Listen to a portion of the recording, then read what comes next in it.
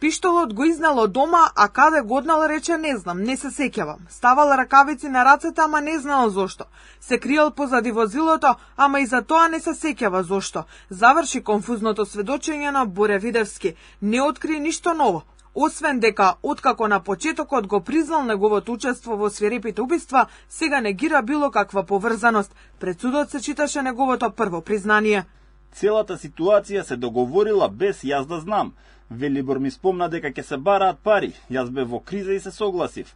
Четворицата се договоривме да се земе колата на Панче, но да остане жив.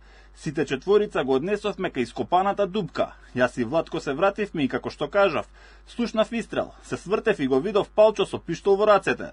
Откако ова го признал во вториот исказ пред обвинител негирал, како и сега пред судот, тврди дека бил тепан и затоа морал да признае. За разликите околу првиот исказ и сегашниот во име на одбраната, прашање поставуваа само Палевски и неговиот адвокат. Дали сите наводи на јавното обвинителство ги негирате во целост? Да. Судијата пак го праша дали некогаш Палевски му се заканувал, а обвинетиот децидно одговори не никогаш.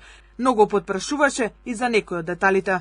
Зошто ви беа потребни радиостаници? Не знам точно, ова е предпоставка. Партијата планираше одредени активности. Собиравме декларации за МПЦ, Охридската архиепископија. Кога ќе соберевме 130.000 декларации, планот беше да се разделат по поместните цркви, но да не биде тоа одење и оставање во црква на одредена личност, туку да биде со литија од граѓани од Велес и околината.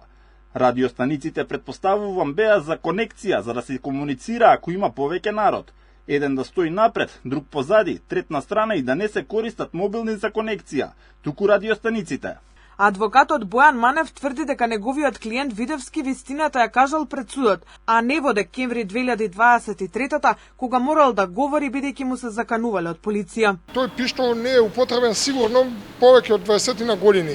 Не знам зошто за тој пиштол се дига толку фама, кога се работи за испукано оружје, по кое што Министерството за внатрешни работи има целосна база на податоци.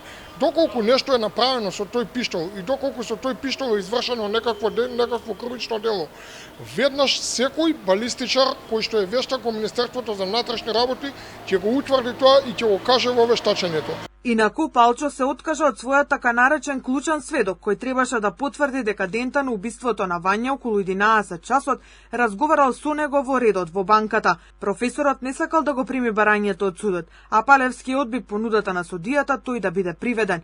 Судењето за двојното убиство продолжува идната недела во среда, кога исказ треба да даде обвинетиот Владко Кешишев.